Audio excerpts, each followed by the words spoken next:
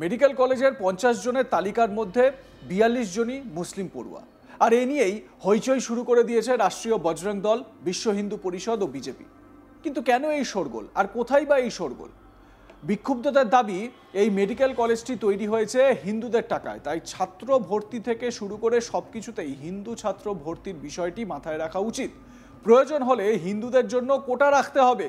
তাই অবিলম্বে এই তালিকা বাতিল করতে হবে, নতুন করে ছাত্র ভর্তির তালিকা প্রকাশ করতে হবে। যে মেডিকেল কলেজে এই ঘটনাটি ঘটেছে সেটি হলো জম্মু কাশ্মীরের বৈষ্ণোদেবী মেডিকেল কলেজ। শ্রী মাতা বৈষ্ণোদেবী ইনস্টিটিউট অফ মেডিকেল এক্সিলেন্সিতে মুসলিম ছাত্রদের ভর্তির বিরুদ্ধে বিজেপির জম্মু কাশ্মীর ইউনিট আনুষ্ঠানিকভাবে আপত্তি জানিয়েছে। রিয়াসি জেলায় বেশ কয়েকটি ডানপন্থী গোষ্ঠী এই ইস্যুতে রাস্তায় বিক্ষোভ করার কয়েকদিন পর নীরবতা ভেঙেছে বিজেপি। জম্মু কাশ্মীর বিধানসভার বিরোধী দলনেতা সুনীল শর্মার নেতৃত্বে একটি দলীয় প্রতিনিধি দল শনিবার লেফটেন্যান্ট গভর্নর মনোজ সিনহার সঙ্গে দেখা করে একটি স্মারকলিপি জমা দেয়, যেখানে সংশোধনমূলক পদক্ষেপ এবং ভর্তির নিয়ম পর্যালোচনার দাবি জানানো হয়। ইনস্টিটিউটের প্রথম MBBS আসন বন্টনের তালিকায় 2025-26 শিক্ষাবর্ষের জন্য 50 জনের প্রথম ব্যাচে 42 জন মুসলিম ছাত্রের তালিকা প্রকাশের পর এই বিতর্ক শুরু হয়। বেশ কয়েকটি হিন্দু সংগঠন অভিযোগ করেছে যে বৈষ্ণোদেবী শ্রীন বোর্ডের অর্থায়নে পরিচালিত একটি প্রতিষ্ঠানের হিন্দু প্রতিনিধিত্বকে অগ্রাধিকার দেওয়া উচিত এবং সাম্প্রদায়িক সংরক্ষণের জন্য SMVDIME কে সংখ্যালঘু প্রতিষ্ঠান ঘোষণা করার দাবি জানানো হয়েছে। এই সপ্তাহের শুরুতে যুব রাজপুত সভা, রাষ্ট্রীয় বজরং দল এবং আন্দোলন কলকির সদস্যরা যখন বিশ্ববিদ্যালয়ে মিছিল করে, তখন পুলিশ তাদের বাধা দেওয়ার আগে জোর করে একটি গেট খুলে দেয়। তাদের নেতার দাবি যে মাত্র 7 জন হিন্দু এবং 1 জন শিখ ভর্তি হয়েছেন, তারা এই বিতরণকে অগ্রহণযোগ্য বলে বিবেচনা করছেন এবং নতুন করে ভর্তি প্রক্রিয়ার উপর জোর দিয়েছেন। এবং রাষ্ট্রীয় বজরং দলের সভাপতি রাকেশ বজরঙ্গি বলেছেন, প্রথম ব্যাচের 50 জন শিক্ষার্থীর মধ্যে মাত্র 7 জন হিন্দু এবং 1 জন শিখ, যেখানে 42 জন মুসলিম, যা আমাদের কাছে গ্রহণযোগ্য নয়। আমরা হিন্দুদের জন্য সংরক্ষণ নিশ্চিত করার জন্য নতুন করে ভর্তি প্রক্রিয়া এবং বিদ্যমান নিয়ম পুনর্বিবেচনার দাবি জানাই। তিনি বলেন, বৈষ্ণোদেবী মন্দিরে আসা হিন্দুদের অনুদানে এই মেডিকেল কলেজটি নির্মিত হয়েছে এবং সেই অর্থ কেবল সম্প্রদায়ের কল্যাণে ব্যয় করা উচিত।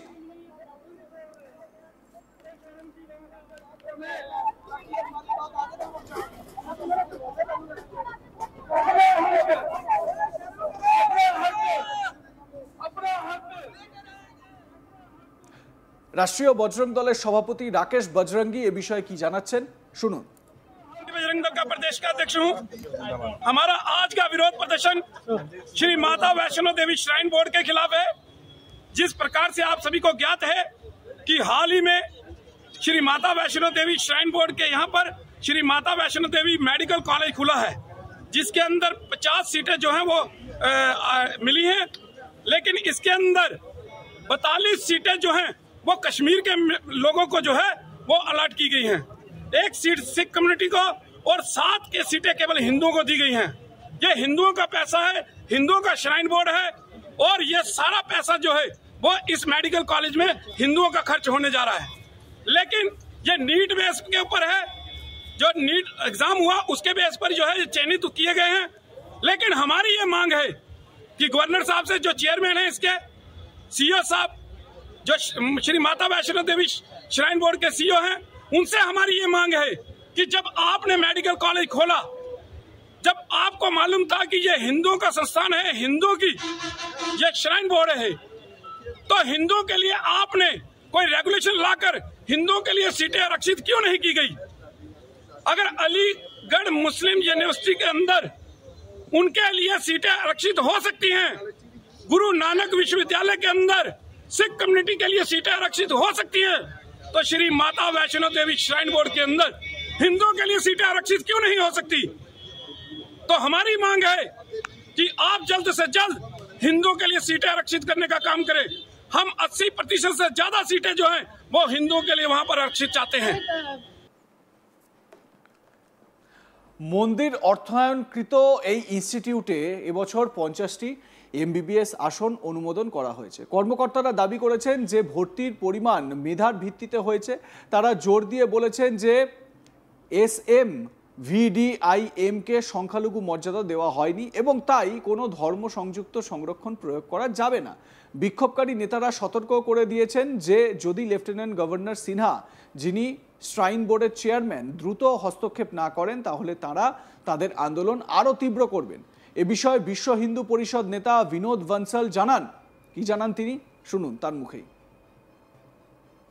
ऐसा हिंदुओं का धर्म आधारित संस्था माता वैष्णो देवी ट्रस्ट, उसका काम, वो जो पैसा है, अभी अपने उत्तराखंड उच्च न्यायालय ने भी बोला है कि जो मंदिर का पैसा है वो ट्रस्ट भी अपने लिए प्रयोग नहीं कर सकते आपस में।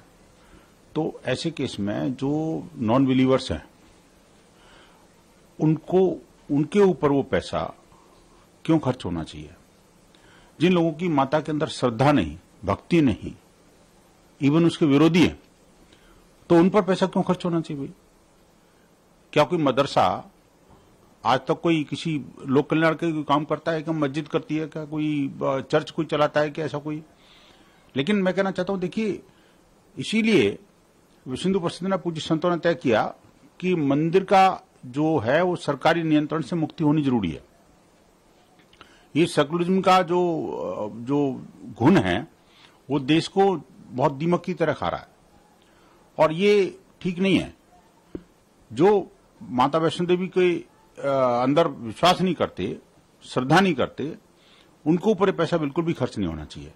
हमारा मानना है कि इमीडिएटली वो जो एडमिशन है वो कैंसिल होना चाहिए। वहां सिर्फ माता वैष्णो देवी के ही जो धर्मावलंबी हैं, आस्थावान लोग हैं, उन्हीं के ऊपर पढ़ाई का खर्चा होना चाहिए।